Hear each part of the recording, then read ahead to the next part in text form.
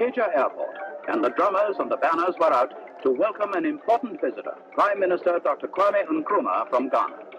The plane was delayed an hour by engine. I woke up one morning to the sound of gunshots outside my house and thought I was going to die that day. Every day since then has been a bonus.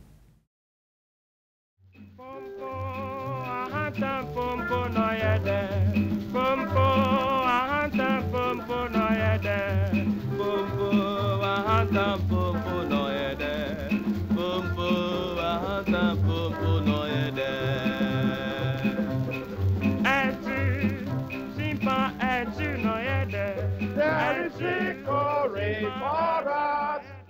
Forward, ever, backward, never. My father does come from a chief's family in Wenchi. And in Ghana, we still have this system of traditional chiefs. It doesn't make them rich, and it doesn't necessarily make them famous. It does make them people of importance in the communities in which they are located.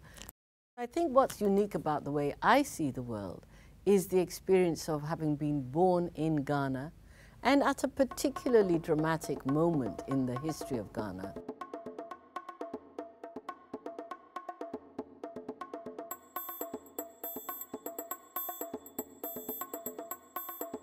We have lived that moment of the scattering of the people, immigrant, migrant, emigrant, exile.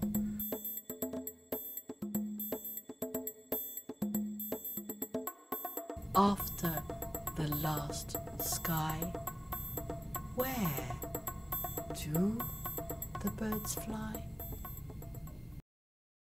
We were exiled under the just before the First Republic, shortly after independence, went back, and then were exiled again at the end of the Second Republic. For me, going into exile both times was very dramatic. The first time, I had told everybody at school that we were going on holiday to Holland. I don't even remember fully the journey to Takoradi, but I remember being in Takoradi and our mother being taken into this room. They had been looking for father for a couple of weeks at that point and were harassing mother to get her to tell them where he was, and she didn't know. In the end, the ship's captain got off the boat and said he wasn't sailing without mother.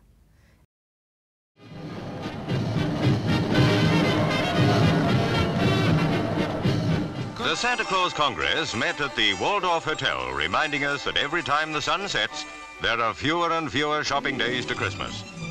Item 1 on the agenda was to read and endorse letters from spastic children Ghana, we to the weren't head black, Santa Claus. we were just, Ghanaians.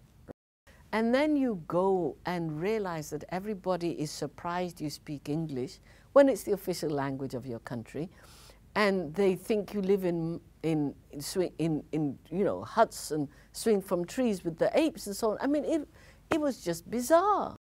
You know, when you come from a country where everybody is an African, that kind of prejudice is not a part of your life. There's a complexity always to what it means to leave home, and things are never black and white. We have that fire within us of powerful women who can love beauty into life.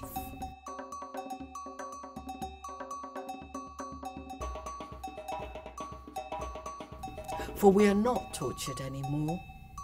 We have seen beyond your lies and disguises.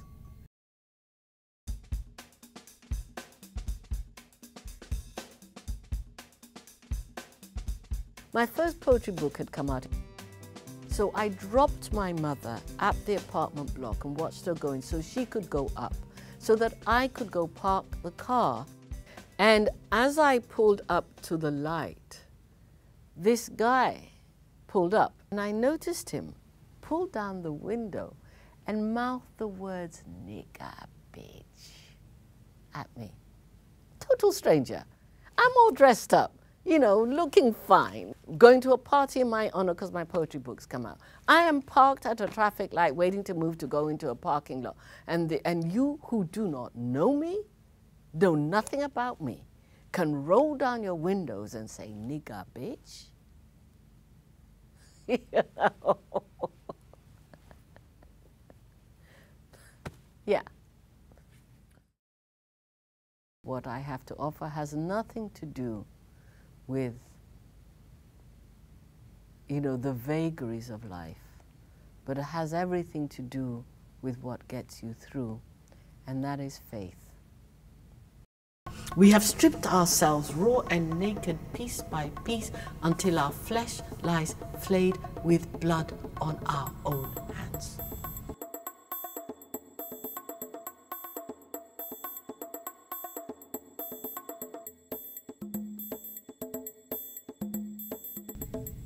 Dreamers remember their dreams when they're disturbed, and you shall not escape what we will make of the broken pieces of our lives.